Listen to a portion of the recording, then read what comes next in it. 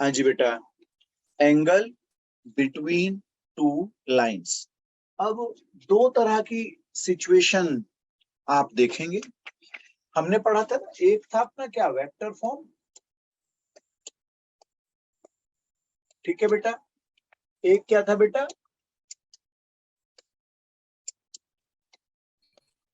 Cartesian. ठीक है। Vector form में अगर मैं r इक्वल टू लिखूं तो a1 plus I b1 and second r क्या होगा, a2 प्लस आई b2। क्लियर है दोनों vector form.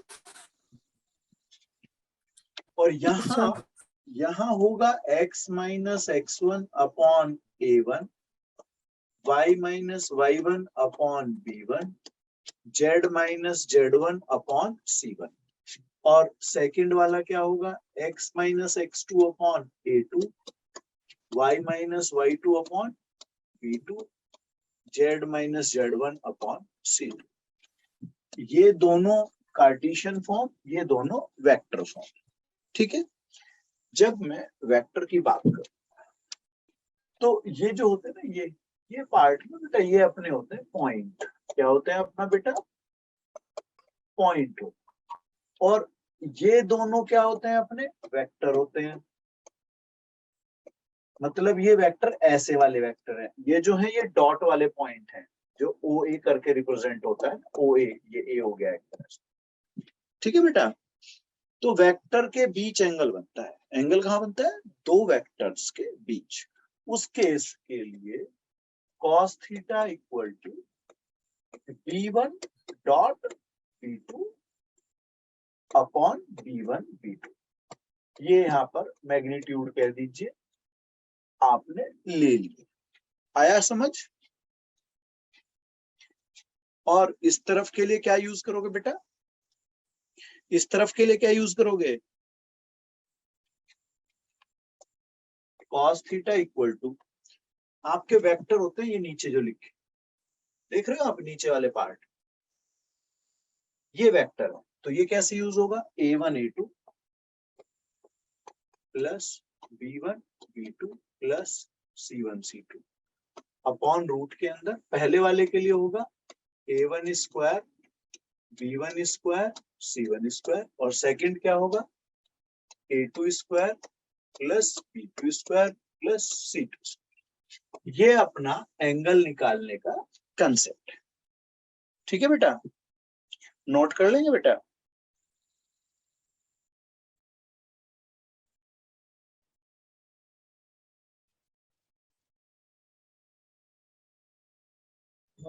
Done sir. Okay, अब इस केस पे आते हैं। अगर दोनों लाइन पैरेलल है, क्या है, पैरेलल, उस केस में क्या होगा, उस केस में b1 इक्वल टू एक तरह से लैम्बडा b2 टाइप होगा, ऐसी कोई फॉर्म होगी। और अगर परपेंडिकुलर है,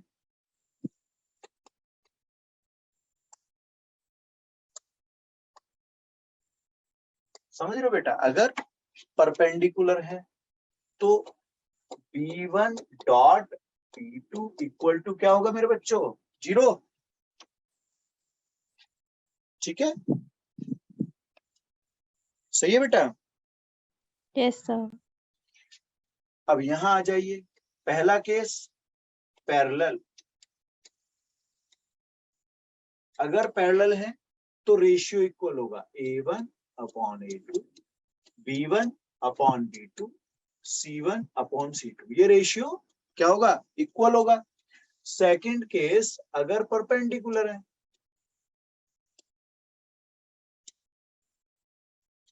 क्या है मेरे बच्चों, परपेंडिकुलर।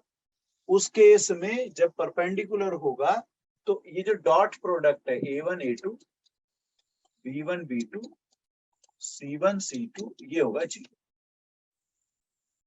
आ रहा है समझ। परपेंडिकुलर के लिए a1 a2 b1 b2 c1 c2 क्या होगा, 0। पैरेलल के लिए रेशियो इक्वल। क्लियर है सबको। Yes sir. नोट कर लें बेटा, नोट कर लें। फिर एक एग्जांपल लगाते हैं, सिंपल सिंपल ऐसे ही चलते रहेंगे धीरे धीरे। हो गया बेटा? Yes sir. चलो नेक्स्ट एग्जांपल लगाते हैं इसमें। फाइंड द एंगल बिटवीन, अब यहाँ पर दो लाइनें मैं मेंशन कर रहा हूं। एक लाइन है अपने पास 3i plus 2j minus 4k plus lambda i plus 2j plus 2। अब आ जाइए सेकंड वाले पे, r इक्वल टू ऐसे ही है 5i minus 2j plus mu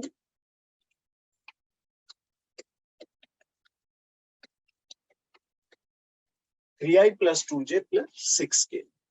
ये आपके पास क्वेश्चन है, एंगल आपसे पूछा है, दो लाइन आपको दे दी गई। कंसेप्ट पहले वाला वेक्टर फॉर्म वाला इस्तेमाल होगा।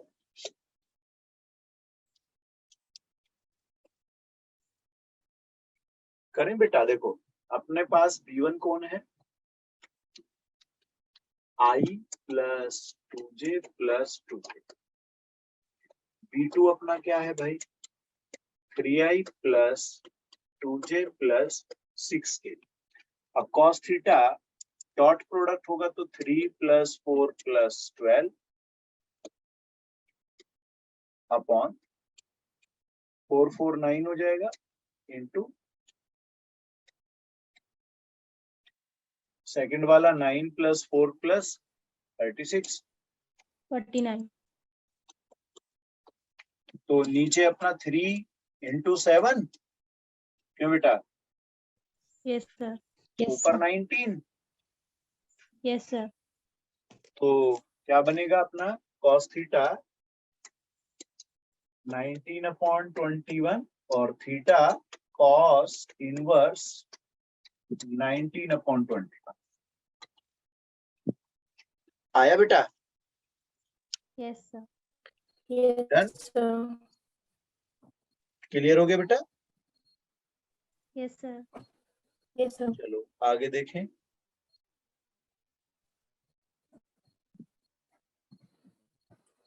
हो गया ये, तो आगे चले। एक पॉइंट है, स्क्यू लाइंस आपको पता होनी चाहिए। क्या बेटा?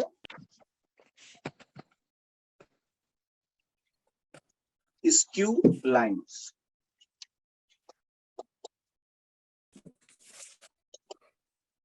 किस किस को मालूम है स्क्यू लाइंस के बारे में कुछ जानकारी?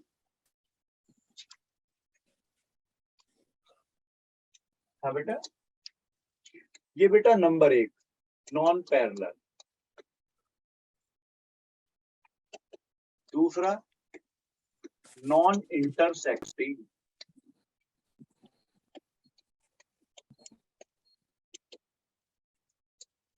ना ही तो ये एक दूसरे के पैरेलल होती है और ना ही काटती है।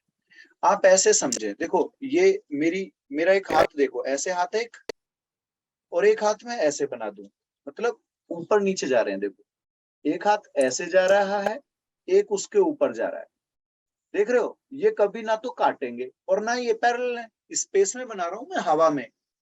जैसे एक उंगली मेरी ये हो गई, एक उंगली मैंने ऐसे ऊपर कर दी, देखो ये एक ऐसे चली जाएगी ऊपर यूं, एक ऐसे रहेगी, तो ये कभी भी ना तो पैरेलल होंगी और ना ही कभी ये इंटरसेक्ट करेंगे। तो ऐसी लाइन क्या होती है बेटा? Skew lines. क्या होती है ये? जैसे एक लाइन मैंने ये बना दी और दूसरी लाइन मैंने ऐसे बना दी। ये ऐसे है और ये वाली जो ना ऐसे है, देखो ऐसे, ये ऐसे चलेगी और ये ऐसे चलेगी। तो ये ना तो कभी एक दूसरे से मिलने वाली है, यानी कि इंटरसेक्ट नहीं करेंगी, और ना ही ये पैरेलल है। तो ऐसी लाइंस को क्या बोलते हैं? Skew lines. ठीक है बेटा, समझ में आया? Yes sir. Yes sir. कोई दिक्कत तो नहीं है इसमें? अब देखो स्क्यू लाइंस के अगर मैं बीच की डिस्टेंस को बात करता हूं तो ये दोनों परपेंडिकुलर डाल लीजिए आप। क्या डाल दीजिए आप? परपेंडिकुलर। समझ रहे हैं आप? इस परपेंडिकुलर डिस्टेंस की अगर मैं बात करूं तो उसके लिए आप मान लीजिए ये पहली लाइन है r equal to a1 plus lambda b1। एक सेकंड लाइन है आपके पास a2 plus lambda b2। Lambda की जगह म्यू इस्तेमाल कीजिए, दो लाइनें अलग अलग हो जाएंगी।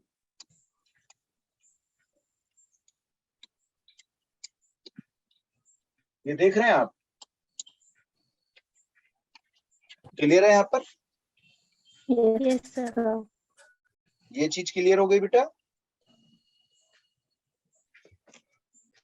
तो यहाँ ये देखो ऐसे समझे दोनों पे परपेंडिकुलर है ना? क्यों बेटा? Yes sir. दोनों पे परपेंडिकुलर है तो आपका जो एक मैं सीधा सा शॉर्टेस्ट डिस्टेंस का कंसेप्ट ही बना लेता हूँ। ये होगा a2 माइनस a1। ये ध्यान है क्या है a1 a2? पॉइंट है आपके a1 a2। क्या है बेटा? क्या है a1 a2? पॉइंट। पॉइंट है। ठीक है बेटा, ये पॉइंट ऐसे समझ लो यहाँ पर a1 और यहाँ पर a2। अब इसके साथ b1 क्रॉस b2।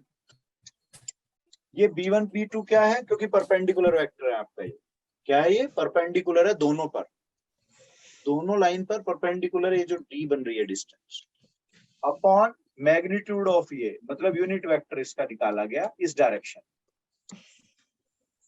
ये अपना मैग्नीट्यूड है। और होल मॉडुलस लगा लेते हैं क्योंकि डिस्टेंस क्या नहीं हो सकती बेटा? दो पॉइंट के बीच की डिस्टेंस जो है वो नेगेटिव नहीं होती है। समझ रहे हो? ठीक है बेटा, क्लियर है?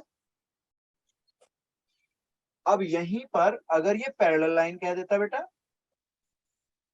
क्या कह देता बेटा? पैरेलल लाइंस बोल देता बेटा अगर ये, उस केस में ये जो b है ना बेटा, b1 b2 सेम हो जाते। क्या हो जाते बेटा? b1 b2 क्या हो जाते? वेक्टर फॉर्म सेम हो जाती ना। क्या हो जाती? वेक्टर फॉर्म सेम हो जाती। तो वेक्टर फॉर्म सेम हो जाएगी, उस केस में जो d होगा वो क्या होगा बेटा? b cross a2 minus a1 upon b का मैग्नीट्यूड। और ये फिर वही चीज पॉजिटिव लेनी। क्या लेनी है बेटा? पॉजिटिव लेनी है। नोट करें बेटा इसको।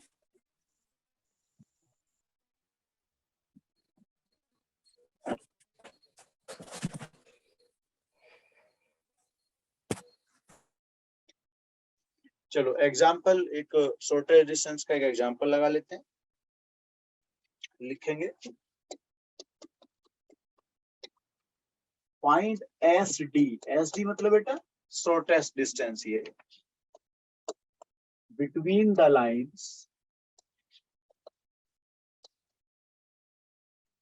आपको दो लाइनें दी हुई हैं, आर इक्वल टू है आपके पास I plus 2j minus 4k plus lambda 2i plus 3j plus 6k।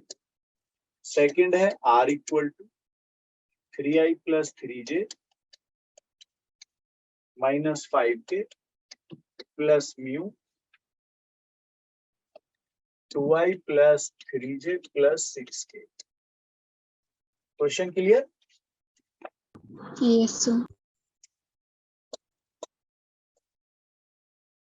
चलो लगाइएगा।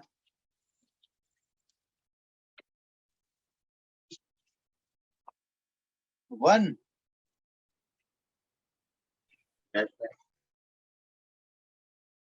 देख लो सही से।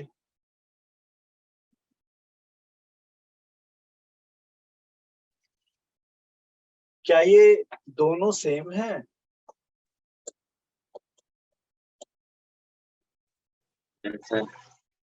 तो ये तो पैरेलल हो गए। हाँ बेटा, पैरेलल हो गए। अब जब ये पैरेलल की सिचुएशन हो गई है तो क्या यूज होना चाहिए? बी क्रॉस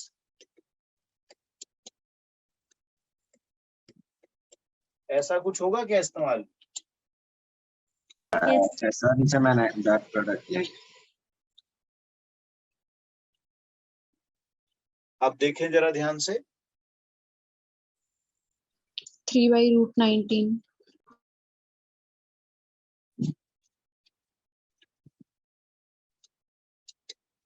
देखो ये a2 माइनस a1 जब करूंगा और मैं ये ना ऐसे डिटर्मिनेंट से निकालूंगा ना बेटा,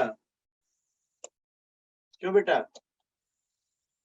तो जब b वाला रखूंगा तो मैं रखूंगा बेटा 3 2 3 6 और a2 माइनस a1 करोगे तो ये आएगा अपना 2 1 माइनस 1। ऐसा आएगा क्या? क्यों भाई, ऐसा आएगा क्या?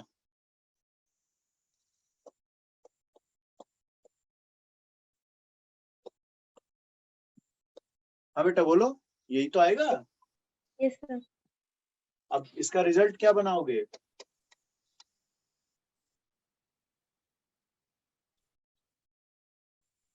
So -9 I cap. कहाँ पर? अच्छा ये आएगा, देखो -6 ये -9 हो गया, फिर -2 और -12 -+14, ठीक है। 2 - 6 -4 ऐसा कुछ आया क्या? Yes, sir. अब क्या करना चाहिए? इसका मॉड निकालेंगे। हाँ जी, तो मॉडुलस जब मैं इसका जाऊंगा लेकर के तो ये आएगा 81 प्लस 196 प्लस 16 अपॉन, ये कितना आने वाला है यहाँ पर भी? 7. 4 + 9 + 36। ऐसा होगा क्या? Yes, sir. तो ये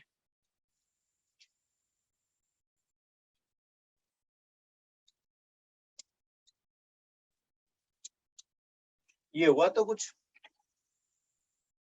क्यों बेटा? Yes, sir. दिव्यांशु, ये सर वो मैं डॉट प्रोडक्ट ले लिया था गलती। अच्छा अच्छा, चलो आ गया ना अपना। अब यस चलो आगे आगे देखें, ये नोट कर लो या स्क्रीनशॉट जो भी आप चाहें।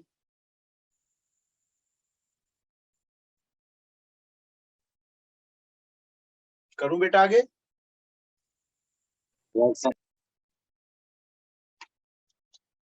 ये पैरेलल की सिचुएशन थी। अब नेक्स्ट है वही आपको निकालना है, find SD,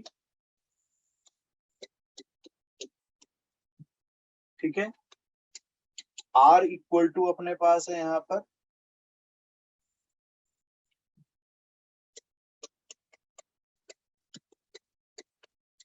plus lambda,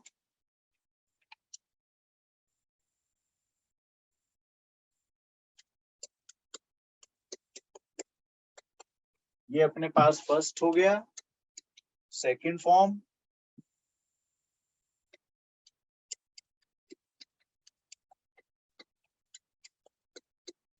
plus mu कर दिया यहाँ पर,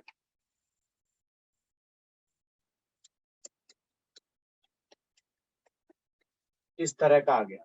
ये क्लियर है यहाँ पर?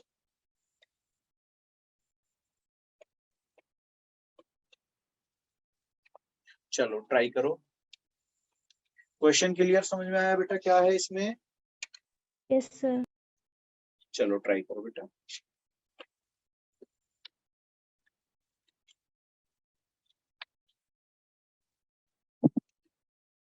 भाई a2 - a1 करेंगे पहले हम, क्यों बेटा? 3i 3j 3k। अब b1 क्रॉस b2 ले लेते हैं, i j k 1 - 3 2 2 3 1। i आएगा यहाँ पर -3 - 6 - 9, क्यों बेटा? 1 माइनस 4 प्लस 3j, फिर 3 प्लस 6 9k। ऐसा होगा क्या? हाँ जी बेटा, ये आ गया, देखना भाई, Yes, sir. Yes, sir. सही किया हमने ये। Yes, sir.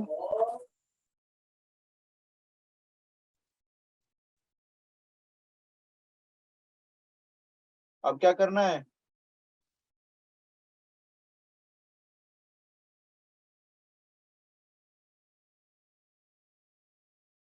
क्या करना है बेटा?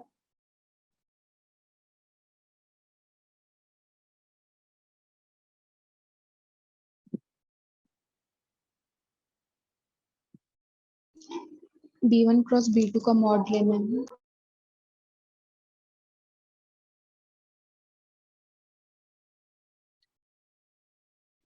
एसटी पे जाओगे ना अब तो। दोनों का डॉट प्रोडक्ट क्या आने वाला है? -27 प्लस 9 प्लस 27 अपॉन, अब ये नीचे मैग्नीट्यूड कितना बनाओगे? 81 प्लस 9 प्लस 81, ऐसा आएगा क्या? Yes, sir. Yes, sir. क्या आ गया भाई? 3/√19।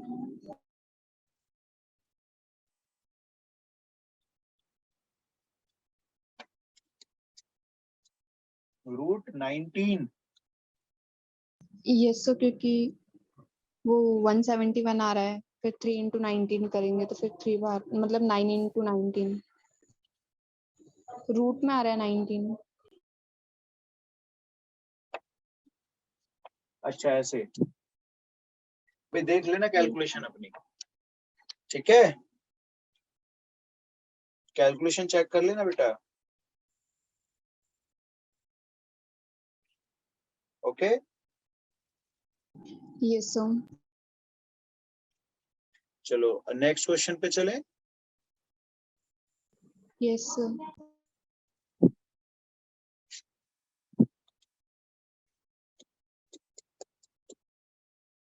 नेक्स्ट है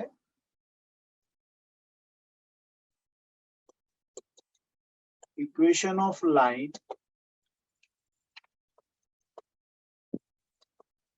passing through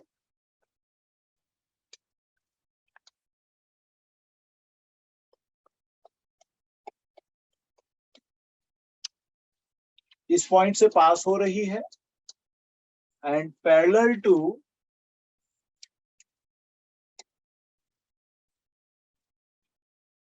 आपको इक्वेशन ऑफ लाइन पूछी गई है।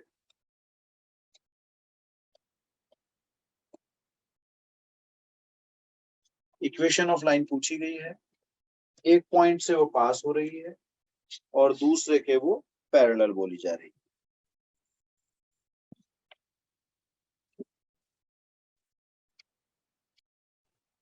वेक्टर फॉर्म में बनेगा सर।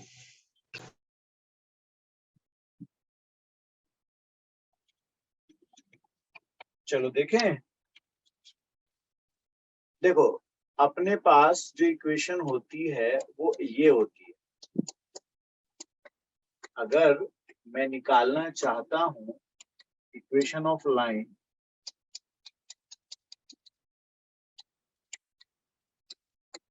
ये मुझे चाहिए। इसमें x1 y1 z1 क्या है बेटा अपना? मिल गया, पॉइंट मिल गया मुझे, क्यों बेटा? पॉइंट मिल गया। और ये पैरेलल सिचुएशन है अगर, तो वेक्टर फॉर्म सेम होती है, यानी कि 3 3 एंड -2।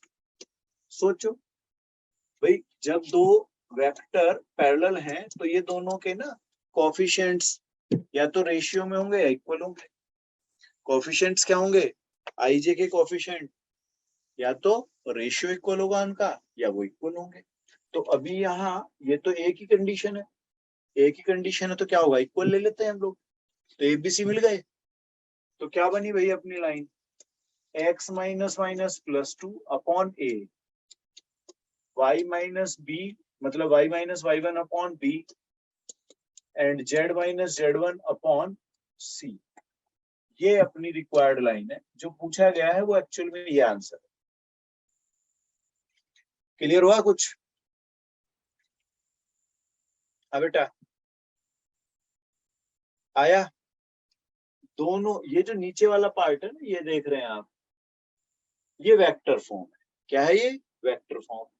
और ये अपना पॉइंट होता है। तो हमारा वेक्टर फॉर्म जो है वो सेम होगा पैरेलल की वजह से। पैरेलल की वजह से वेक्टर फॉर्म क्या होगा? सेम होगा। पॉइंट हमने कन्वर्ट कर लिया, वो चेंज कर लिया, -2 4 5 वो यूज।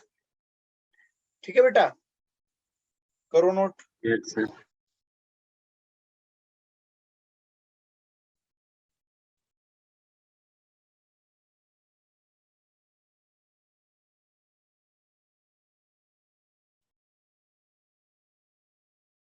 हो गया?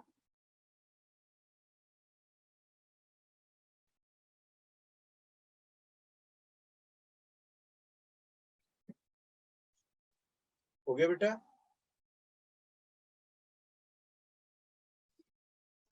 Yes, sir. Done, sir. आगे चले।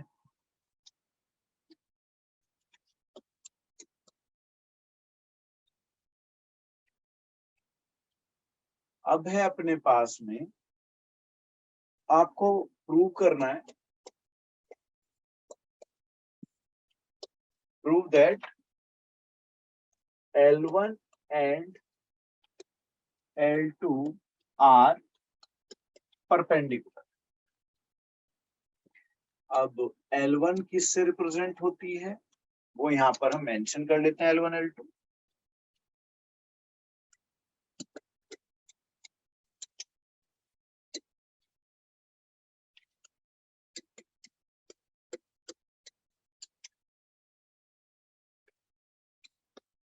ये L1 हो गई है, L2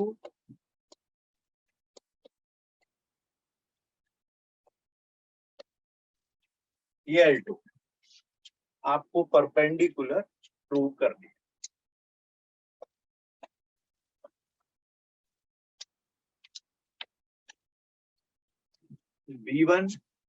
B1 वेक्टर क्या बनेगा भाई अपना? 7i - 5j + k। और B2 वेक्टर क्या होगा? ये नीचे वाले फॉर्म है ना, वेक्टर फॉर्म होती है ना, इनके अकॉर्डिंग बना रहे हैं हम लोग। हाँ बेटा, ये बात समझ में आ गई? देखो, ये i j k लग करके वेक्टर बना, ऐसे नीचे देखो, ये दोनों वेक्टर मैंने बना लिए, B1 B2। आ रहा है समझ? नहीं आ रहा बेटा? वेक्टर फॉर्म आ गया। Yes, sir. अब आप B1 डॉट B2 निकालेंगे। चलो, B1 डॉट B2 7 - 10 + 0 आ गया। अब ये तो था ही, इफ B1 डॉट B2 क्या आ गया आपका? 0, इंप्लाइज दैट लाइन क्या हो गई बेटा? L1 perpendicular to L1 L2।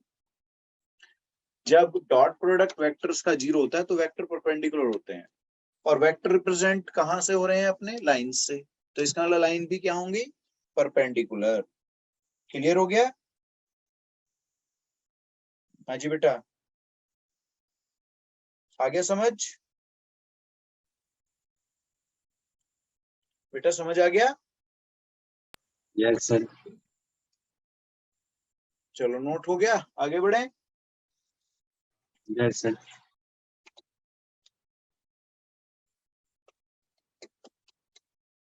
Next example है, find the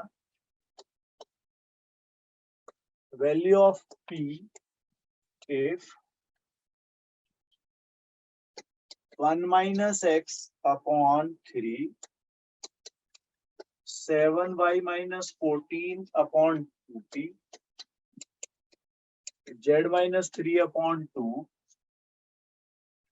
end second line है अपने पास 7 - 7x upon 3p equal to y - 5 upon 1 equal to 6 - z upon 5 are perpendicular.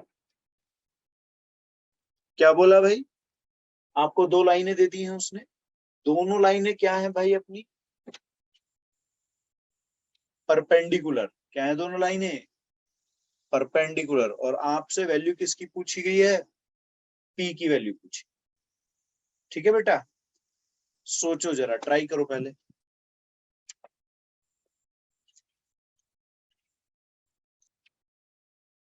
So plus 70 by 11. चलो देखते हैं ना, सॉल्व करते हैं। इसमें अगर इसे प्रॉपर बनाओगे तो कैसे बनाओगे भाई? ये होगा x minus 1 upon -3, y minus 2 upon 2p upon 7। मैंने क्या कर दिया, इसको सिंप्लीफाई बनाने के लिए प्रॉपर फॉर्म। तो भाई ये होगा x माइनस x1 टाइम, तो उसे बनाने के लिए माइनस एडजस्ट करना पड़ेगा। या y माइनस y1 बनाने के लिए 7 से डिवाइड किया, ऊपर नीचे, ऊपर भी डिवाइड और नीचे 2p के नीचे भी 7 से डिवाइड। यहाँ अपना बिल्कुल ठीक है, z माइनस 3 अपॉन 2। इधर आएंगे तो 7 माइनस, ये अपना 7 से डिवाइड होगा तो ये होगा 3p अपॉन -7। इस तरीके से y माइनस 5 अपॉन 1, और ये होगा z माइनस 6 अपॉन -5। ये हमें जो फॉर्म चाहिए थी ना, ये वाली x minus x1 upon a1, y minus y1 upon b1 and z minus z1 upon c1, या c कह दीजिए, इस टाइप की फॉर्म बना ली हमने दोनों। बन गई भाई? हाँ बेटा, बन गई। ये दोनों बन गई ना। अब देखो a जो वेक्टर होगा, या इसका मैं कह देता हूं, चलो b1 वेक्टर कह देते हैं। b1 वेक्टर क्या आएगा? -3i 2p अपॉन 7 आएगा यहाँ पर j के साथ, एंड k के साथ ये हो गया। और b2 क्या हुआ भाई अपना? वहां से उठा लेते हैं, 3p अपॉन 7 माइनस में i, फिर अपने पास j, फिर अपने पास -5। क्या ये दोनों सही है बेटा? समझ में आ रहा है दोनों? Yes, ठीक है ना बेटा? yes sir. अब डॉट प्रोडक्ट क्या होगा? 0. 0। भाई b1 परपेंडिकुलर b2 अगर है तो डॉट प्रोडक्ट 0 रखेंगे। डॉट प्रोडक्ट कैसा आएगा देखो, 9/7। क्यों भाई? 9p/7 हो जाएगा, Yes sir. 2/7 -10 equal to 0। ऐसा कुछ आएगा क्या? Yes sir. एलसीएम 7 बना दो या 7 से प्रोडक्ट कर लो, 11p - 70 इक्वल टू 0। ऐसा कुछ बनेगा? Yes sir. 70 अपॉन 11। सही क्या? Yes sir. हाँ जी बेटा, क्लियर है सबको?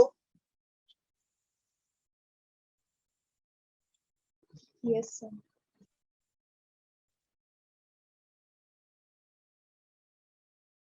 नोट कर ले बेटा।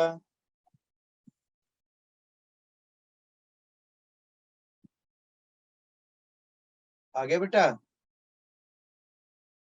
Yes sir. चलो आगे चले। Yes sir. अब कंसेप्ट आता है बेटा प्लेन का। पहले तो ये प्लेन है क्या? है क्या चीज है प्लेन? जैसे दीवार है ना आपकी, या बोर्ड है, या कॉपी है, या आपका हाथ की हथेली हो गई, ये पीछे बोर्ड आप देख रहे हैं, पैनल देख रहे हैं, ये सब प्लेन है। और ये जनरली जब आप रिप्रेजेंट करते हैं तो टेबल पे बना सकते हो, आप बना सकते हैं टेबल जैसे, उस पे पेपर पे लिख दिया या स्केच कर दिया, ठीक है, इस तरह का हो सकता है। लेकिन हम पढ़ रहे हैं 3D, तो जैसे मेरी हाथ की हथेली और मैंने हवा में ऐसे कर दिया, तो इसके लिए लेंथ भी होगी, ब्रेथ भी होगी और हाइट भी होगी, 3D शेप्स टाइप का जैसे होगा। तो एक्स वाई जेड तीनों होंगे। क्या कहते हो? तीनों होंगे। तो मैंने एक पेपर जैसे हवा में कर दिया, अब इसका ओरिजिन से कुछ डिस्टेंस हो सकता है और ओरिजिन से उस पर परपेंडिकुलर भी डाला जा सकता है। तो मैं इक्वेशन ऑफ प्लेन में जब जाऊंगा तो पहली कंडीशन में इसी तरह की ले लेता हूं, ठीक है ना। पहली कंडीशन डाल देते हैं, equation of plane in normal form. Equation of plane in normal form. अब प्लेन का थोड़ा सा ध्यान से समझने की कोशिश करेंगे। ये एक्स एक्सिस वाई, ये एक्स हो गया, ये वाई हो गया, और ये हो गया अपना जेड। ठीक है, मैंने क्या किया, मैंने प्लेन ऐसे बना लिया, बन गया, ये प्लेन है, कोई पी प्लेन है। ठीक है बेटा, समझ आ रहा है? Yes sir. अब क्या करते हैं, इस प्लेन की ओरिजिन से, ये ओरिजिन है अपना, यहां से इसकी डिस्टेंस है कोई भी अपनी डी डिस्टेंस, और ये कोई एन पॉइंट हमने ले लिया। क्लियर है? क्यों बेटा?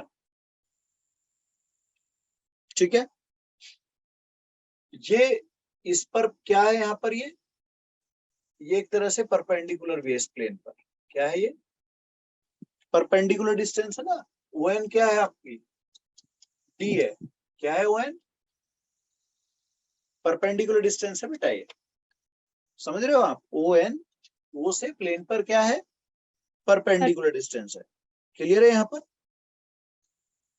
अब इस प्लेन पर ये कोई पॉइंट है, इसे पी क्यू कुछ भी ले सकते हो, x y Z.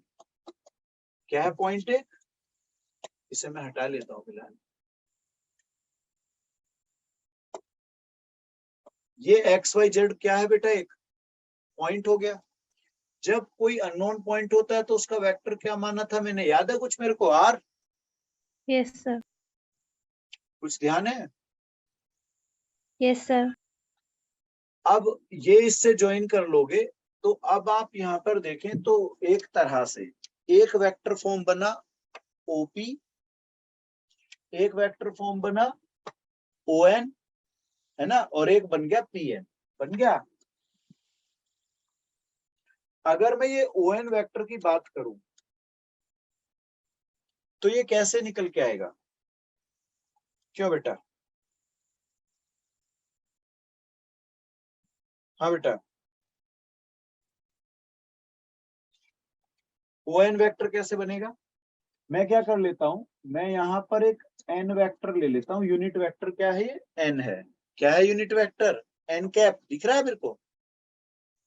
Yes sir. तो अगर मैं ओ एन का प्रोडक्ट एन कैप के साथ कर दूं तो ये वेक्टर फॉर्म बन गई। जैसे होता था ना यूनिट वेक्टर में कोई न्यूमेरिकल वैल्यू मल्टीप्लाई कर दो तो उतनी यूनिट का या उस मैग्नीट्यूड का वेक्टर बन जाता था वो। याद है ना कि find a unit vector in the direction, ये। फिर एक दूसरा था find a vector in the direction of ये हैविंग मैग्नीट्यूड 5 4 3 8, ऐसे करके बोलते थे, अपना था एक क्वेश्चन लगाया था ना हमने। Yes sir. तो ऐसे ही यहाँ पर ये एन कैप है, यूनिट वेक्टर इस डायरेक्शन में, यानी कि परपेंडिकुलर। प्लेन पे क्या है, ये परपेंडिकुलर। प्लेन पे परपेंडिकुलर कैसा मानते हैं आप? ध्यान है कुछ? ऐसे समझो जैसे मेरी हाथ की हथेली है ना, इस पर आप ऐसे मारकर खड़ा कर दें, ये देख रहे हो ऐसे, दिख रहे हैं आप? ये ऐसे परपेंडिकुलर, यानी इस डायरेक्शन में इस तरीके से परपेंडिकुलर, हाथ की हथेली पे परपेंडिकुलर होगा। ये एन वेक्टर माना मैंने, जो कि यूनिट वेक्टर को रिप्रेजेंट करता है। क्लियर है यहाँ पर? ये दिख रहा है बेटा? अब ये जो ओ एन है, ये क्या थी डिस्टेंस? ओ एन तो डी थी। क्यों भाई?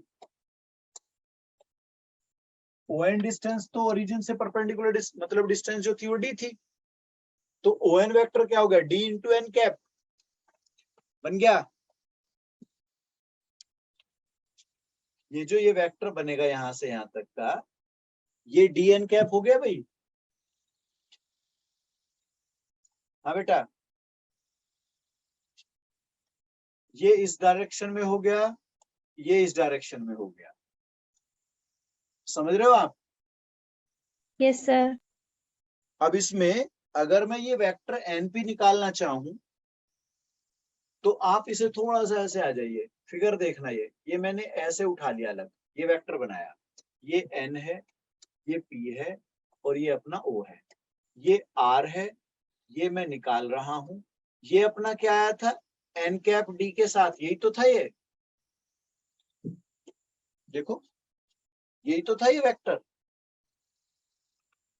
तो अगर आप np वेक्टर निकालना चाहते हैं,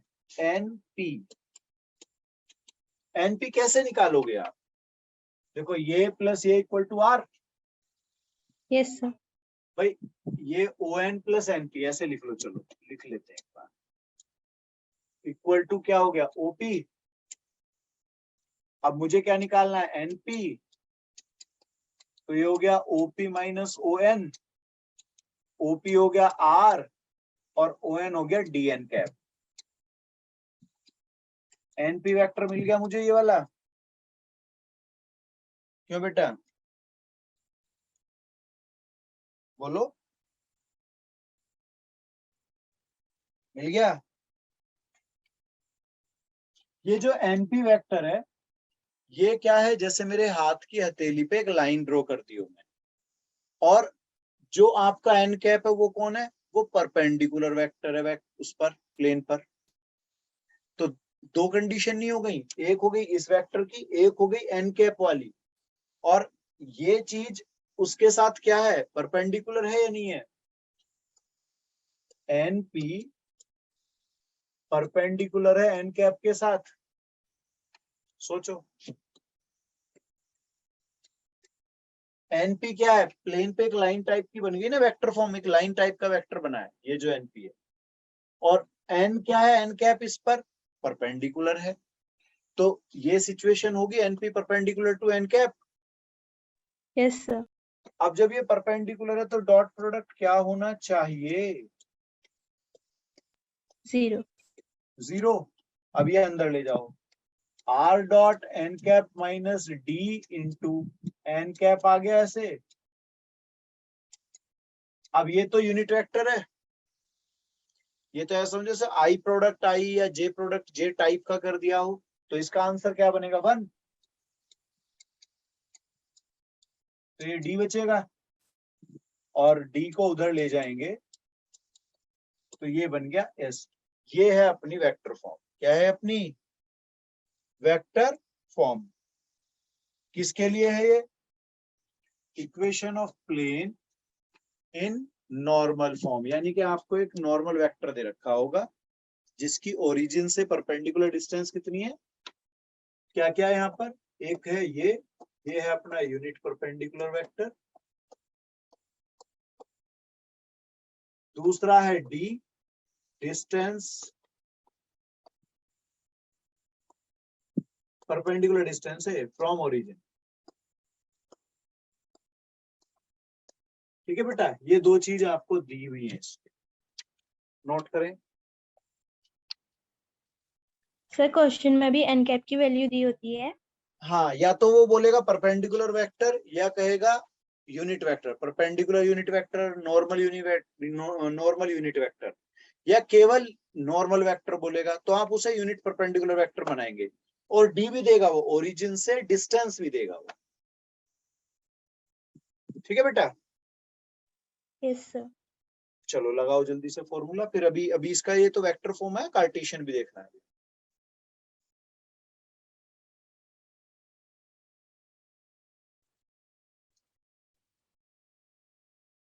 समझ तो आ रहा है मेरे बच्चों को? हाँ जी बेटा, यस सर। आ रहा है ना समझ तो? Yes sir.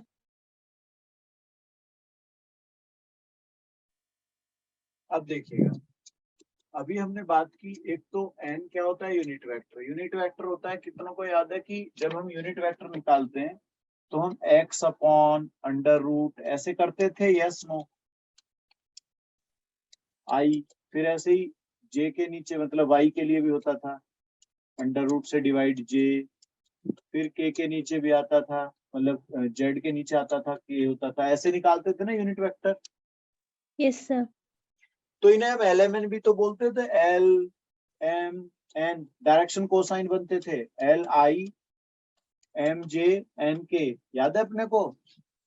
Yes, sir. तो ये एन कैप यही होगा, ठीक है, परपेंडिकुलर यूनिट वेक्टर। तो ये हो गया l i m j n k, okay. और जो अपनी ओरिजिन से डिस्टेंस थी वो डी रहेगी, और आर क्या रखते थे, एक्स आई, याद है अपना अननोन। मैंने बोला था कि आर हमेशा x i y j z k, r हमेशा x y z unknown point माना जाएगा, और x i plus y j plus z k ऐसे लिखा जाएगा, ओके, ठीक है बेटा। Yes, sir. अब बेटा हमने अभी क्या देखा, हमने देखा कि भाई आर का एन के साथ डॉट प्रोडक्ट भी आया था, ये वेक्टर फॉर्म था अपना, यही तो प्रूव किया अभी एक तरह से वेक्टर फॉर्म, क्या कहते हो? Yes, sir. तो अब क्या करना चाहिए,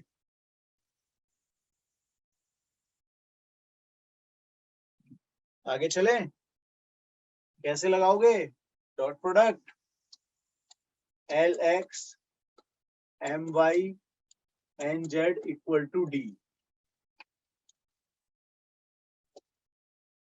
ये अपनी फॉर्म बन गई। ये कौन सी फॉर्म है,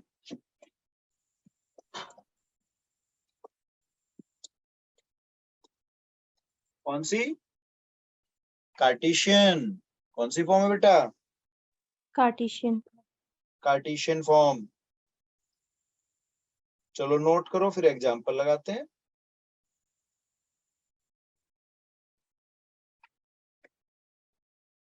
हाँ जी बेटा, हो गया, Yes, sir. चलो एग्जांपल लगाते हैं।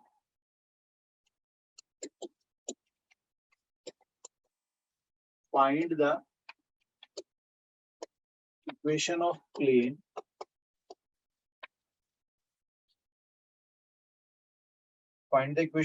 plane which is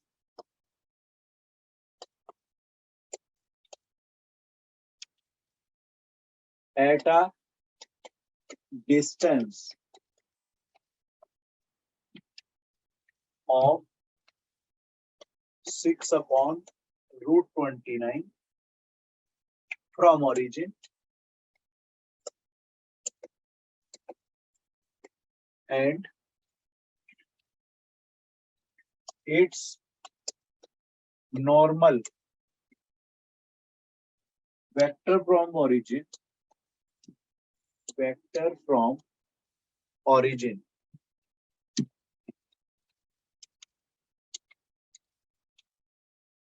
is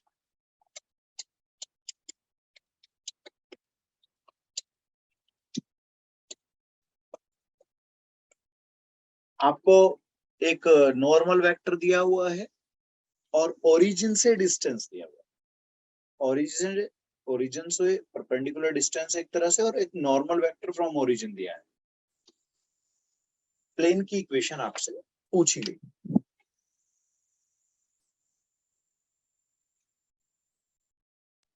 Sir, R vector dot 2I cap minus 3J cap plus 4K cap equals to 6.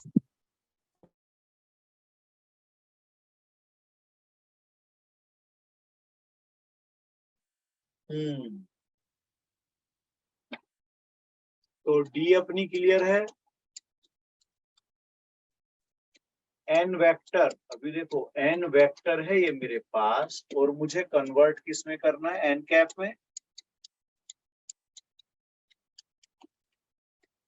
तो नीचे कौन आएगा,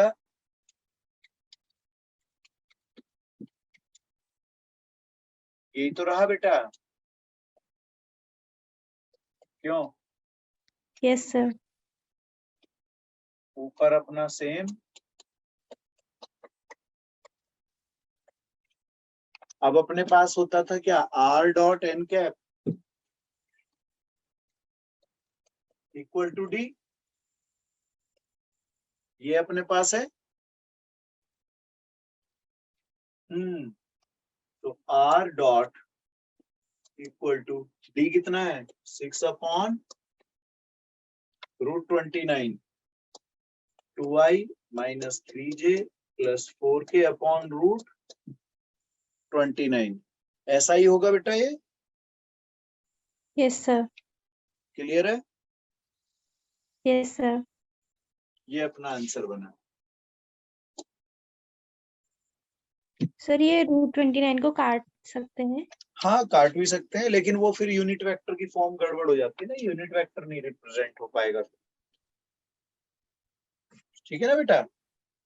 Yes, sir.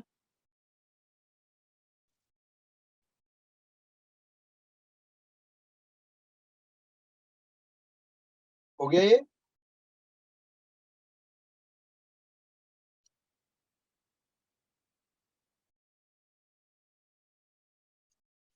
आगे चले बेटा?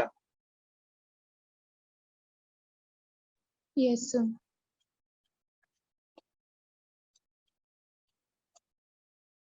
Next example, find the perpendicular distance of the plane की इक्वेशन।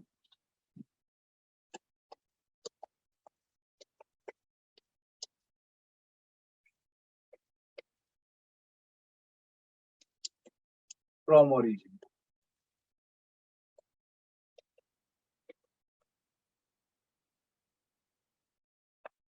चलिएगा, ध्यान से सोचिएगा भाई।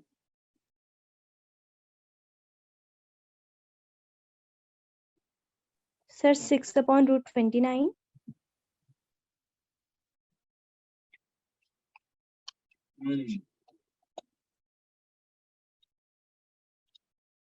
देखो ये जो अपने पास 2x - 3y + 4z है, इसे पहले ऐसे डी की फॉर्म में बनाने के लिए इक्वल ले जाओगे नंबर फॉर्म। तो अब ये जो कोफिशिएंट्स हैं इनके स्क्वायर रूट से, इनके स्क्वायर्स का स्क्वायर रूट बनाएंगे ना सम का, ऐसे 4 9 4 16 सॉरी,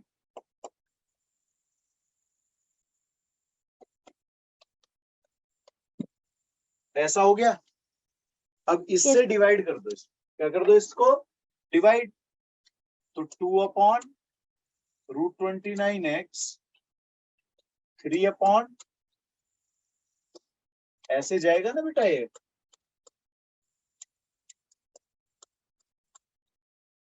अब याद होगा अपने पास एक फॉर्म थी Lx + My + Nz = D।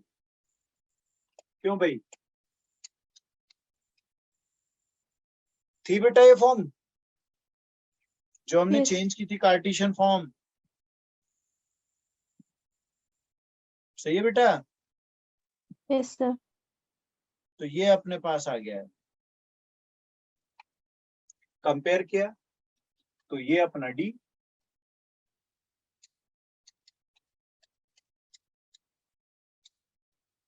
D आ गया समझ? सही है बेटा?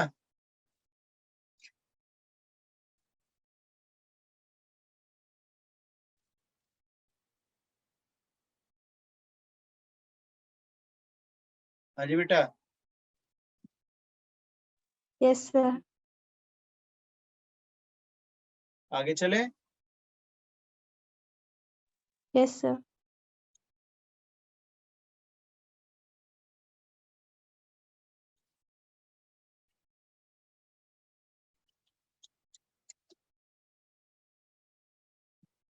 एक क्वेश्चन है यहाँ पर, एनसीईआरटी से ही है, एग्जाम्पल है अपना 16। इसमें कहा फाइंड द कोऑर्डिनेट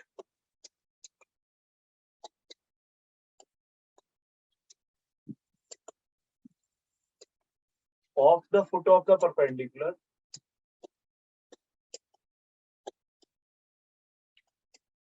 ठीक है, ड्रॉन फ्रॉम ओरिजिन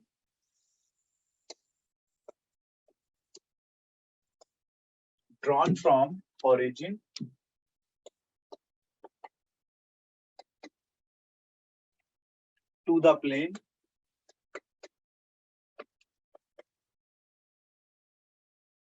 और इसे भाई आप मेरे ख्याल में बोर्ड लेवल के लिए तैयार कर लीजिए।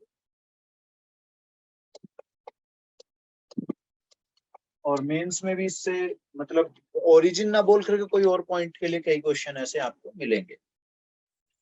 वो ओरिजिन नहीं बोलेगा, कोई और पॉइंट होगा वहां पर। यहाँ पे तो ओरिजिन है, वहां पॉइंट होगा कोई। समझ रहे हो बेटा?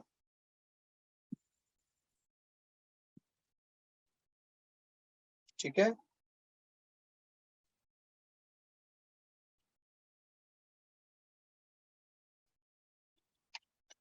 देखो क्या करना है इसमें।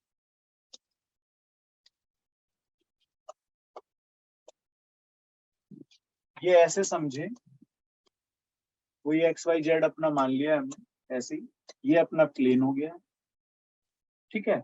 ओरिजिन से परपेंडिकुलर यहाँ पर डल गया। देख रहे हो आप?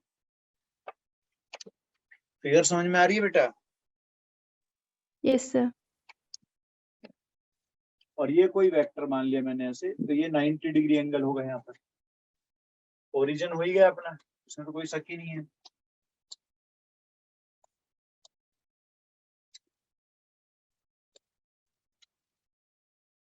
ये x y Z origin.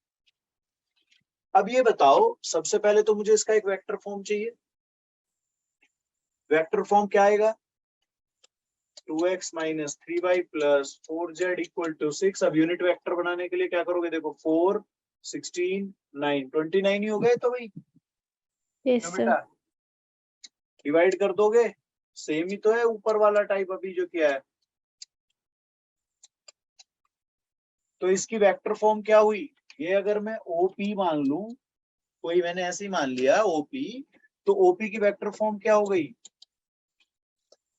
2i upon 29। या इसे डायरेक्शन कोसाइन ही बोल दो सीधे। क्या बोल दो? डायरेक्शन कोसाइंस क्या होंगे? 2 upon root 29 minus 3 upon 29 4 upon root 29। ये बात समझ में आ गई नहीं आई? ये बताओ पहले तो। क्यों बेटा? आगे सर। आ गई। अब ये जो प्लेन है यहाँ पर, ये पॉइंट मुझे निकालना है, तो इसे चाहो तो अल्फा बीटा गामा रख दो। क्या रख दो भाई इसको? Alpha beta gamma. और ये प्लेन पे है। किस पर है बेटा? प्लेन पे। अब ये बताओ, ओपी वेक्टर जो बनेगा, ओपी वेक्टर कौन सा बेटा? ओपी वेक्टर इसके हिसाब से क्या बनना चाहिए? अल्फा माइनस 0 आई, बीटा माइनस 0 जे, गामा माइनस 0 के। क्या ये समझ में आया? Yes sir. तो इसके डायरेक्शन कोसाइन कह दो या रेशियो ले लोगे तो अल्फा बीटा गामा। इसकी vector form alpha beta gamma. Ratio क्या होनी चाहिए दोनों के? अब रेशियो इक्वल होगा नहीं होगा? जल्दी सोचो। रेशियो इक्वल होगा क्योंकि सेम वेक्टर, देखो यही वेक्टर तो मैंने यहाँ लिखा है, देख रहे हो? और ये भी यही बना। तो अब क्या होगा? ये ratio equal alpha upon 2 upon root 29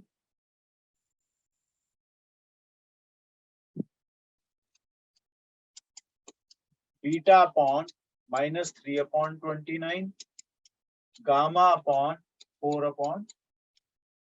याद है अपना पैरेलल के लिए रेशियो इक्वल नहीं होते थे? Yes sir. 4 पैरेलल रेशियो क्या होते थे? इक्वल। तो हमने रेशियो ले लिए। अब अगर मैं इसे कोई लैम्बडा ले लूं, चलो ऐसे ले लूं, तो क्या बनेगा? अल्फा इक्वल टू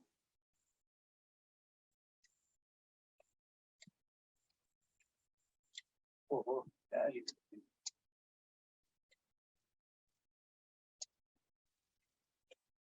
ये हो गया अपना 2 लैम्बडा अपॉन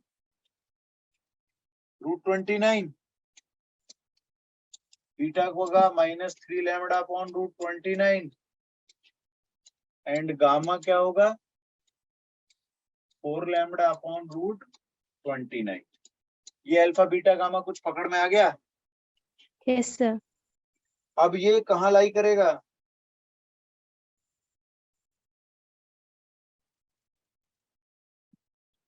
हाँ बेटा, प्लेन पर। हाँ जी। तो जब ये प्लेन पे लाई करेगा तो लैम्बडा की वैल्यू क्या आएगी, कोई न्यूमेरिकल वैल्यू बन जाएगी यहाँ से। कहाँ पुट कर रहे हो इनको, इक्वेशन ऑफ प्लेन में। कहाँ पुट करना है, put in equation of plane. तो इक्वेशन ऑफ प्लेन में जब आप यहाँ ये वाली प्लेन जो है इसमें पास करोगे, क्यों बेटा,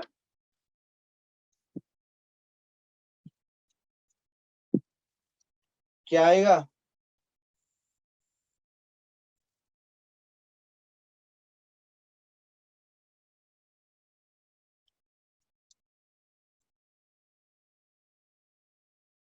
लैम्बडा क्या आएगा बेटा, देखो